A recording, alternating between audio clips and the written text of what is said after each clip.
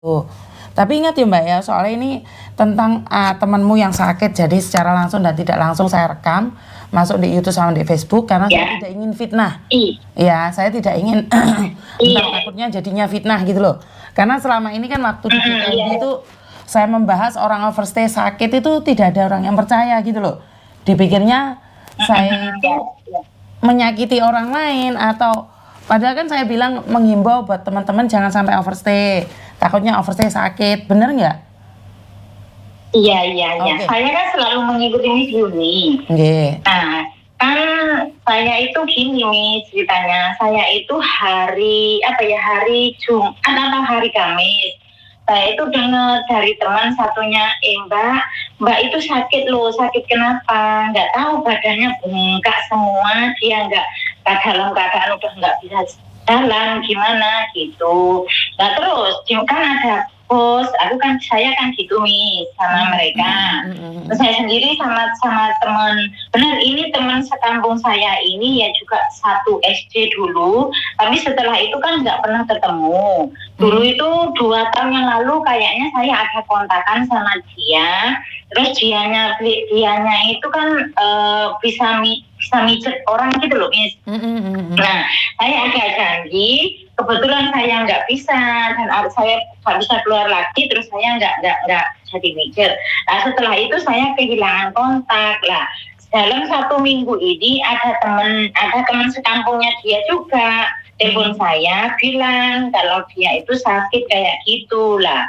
Terus saya sebagai teman sekampung dan teman seperjuangan kan juga itu Miss, hati ini kan gerak gitu loh. Nah habis gitu tuh aku tanya-tanya yang biasanya yang telepon dia yang dekat dulu itu dia kan kerjanya di mana itu dekat airport. Jadi terus aku tanya yang sebenarnya itu kenapa. Nah mbak itu cerita sama saya gini loh Dek, gimana katanya sih hari Senin dia ke KJRI, terus sama KJRI ditolak lah. Terus kenapa orang sakit bengkak kayak gitu kan harus ke KJRI? Saya tanya gitu Miss, kan bukan jalurnya kan. Nah katanya sama KJRI ditolak terus karena di KJRI itu bukan nerima orang sakit, di KJRI itu nerima orang ngurusi surat-surat.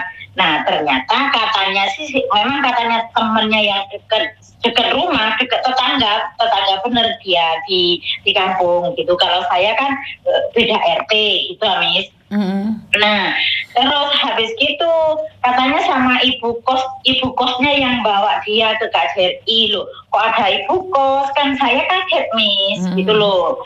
Nah setelah diteleponkan akan KJRI nggak nerima, diteleponkan ambulan sama ibu kos. Setelah diteleponkan ambulan, ibu kosnya bilang saya nggak bisa nemani kamu, kamu nanti kan diurus sama ambulan sama orang itu kan mesti dibantu sama orang-orang ambulan gitu.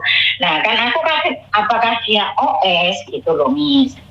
Kan teman-teman takut menyimpulkan gitu loh. Terus ini katanya sih uang sama sekali dia nggak pegang uang gitu Miss. Mau makan pingkan aja minta di sebelah ranjangnya gitu lah. Terus kan caranya gimana? Kan nanti aku kasih itu denger caranya itu gimana kalau OS itu apalagi dalam keadaan sakit gitu ngurusnya gimana. Terus katanya teman-teman itu ya mungkin di rumah sakit udah ngurus Mbak, mungkin kepulangannya dia kan gitu. Saya kan agak ragu pengen ngabari dia gimana caranya gitu loh Miss. Oke. Dia di rumah sakit mana? Katanya sih di rumah sakit Wanca itu Miss. Itu kan aku nggak tahu rumah sakit apa, aku sendiri nggak pernah rumah sakit Miss. Oke, nih karena kan sampean bukan keluargane nih Mbak. Karena sampean bukan keluargane, Miss Yuni gak wani. Gak wani ngomong kok salah nih, tadi fitnah. Sampean kan cuma tetangga, jadi aku nggak berani ngomong apapun kecuali keluarganya yang telepon saya. Kayak kemarin kan keluarganya telepon saya, anaknya telepon saya langsung menghubungi orang-orang yang berkepentingan di sana. Nah, Karena sampean cuman temen dan tetangga Miss Yuni gak wani ngomong. Gak wani ngomong. Lah makanya aku juga nggak berani gitu loh, nggak berani apa itu kata orang sini kekian apa gitu loh, nggak berani itu. Nah, sedangkan intinya kita cuman sampean ngasih tahu saya, tapi saya tidak bisa berbuat apa-apa karena engko lek melo-melo iya lek keluargane gelem ditulung, Mbak. Kalau enggak salah wede engko. Lah iya paham. Terus saya dengar sih Miss, kan saya nggak tahu sendiri ya. Dengar anaknya ditelepon juga susah mengangkat. Nah, suaminya telepon juga susah. Jadi kan aku sendiri juga agak kebentur sana sini gitu. Ini benar, ini enggak. Tapi keadaannya dia itu memang nggak bisa jalan di rumah sakit habis. Katanya sekarang sih habis operasi jantungnya, terus dibelajari berjalan. Tapi kan solusinya kan juga saya sebagai teman dan apa kasihan nanti setelah dia bisa jalan terus mau kemana kayak gitu Ami. Makanya telepon Miss Yuni cuma kayak gitu maunya kemana gitu kan. Nah itu yang menentukan keluarganya maunya kemana sayang. Miss Yuni cuma ngasih jalan. Jadi kalau Miss Yuni ngasih tahu harus seperti ini nggak boleh. Iya kalau keluarganya setuju. Iya. Jadi kita lebih baik nunggu keluarganya aja. Ya kalau bisa nanti saya carikan keluarganya. Nanti kalau keluarganya memang menginginkan dia pulang apa menginginkan dia gimana, panggil anaknya atau suaminya telepon ke Miss Yuni gitu, bisa kan Miss? Lah kan saya itu kan kepikiran loh, kalau orang OS sakitnya di rumah sakit kan nggak mungkin dong Miss kita masih tinggal di Hong Kong, kan gitu Miss. Mestinya kan harus pulang gitu. Nah, kita aja resmi kadang-kadang majikan nggak mau dong Miss. Kalau udah sakit. Betul. Sering mengikuti Miss Yuni, bukannya di Hong Kong, bukannya di Taiwan sama Miss. Kebanyakan majikan kalau kita sudah sakit, majikan memang kebanyakan sih mempertimbangkan lebih pakai gitu.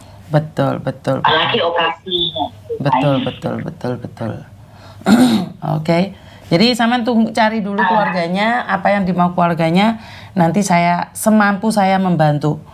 Karena saya posisi sekarang ada di Indonesia. Jadi kalau kesulitan ngangkat telepon kalian saya minta maaf, sinyalnya kan belum tentu bisa full. Iya. Sebenarnya tanggal 10 saya sudah telepon Miss Yuni karena saya tahu tanggal 12 Miss Yuni udah di Jakarta. Telepon mungkin Miss Yuni sibuk. Jadi aku udahlah gitu. SMS juga nggak dibaca lah biarlah gitu kan Miss. Saya kan orang mau tanya, mau minta tolong kan harus sadar diri. Nanti nunggu. Ya ini sekarang langsung dibalas loh pagi-pagi loh. Miss Yuni baru bangun dari hotel. Saya SMS Koko Thomas.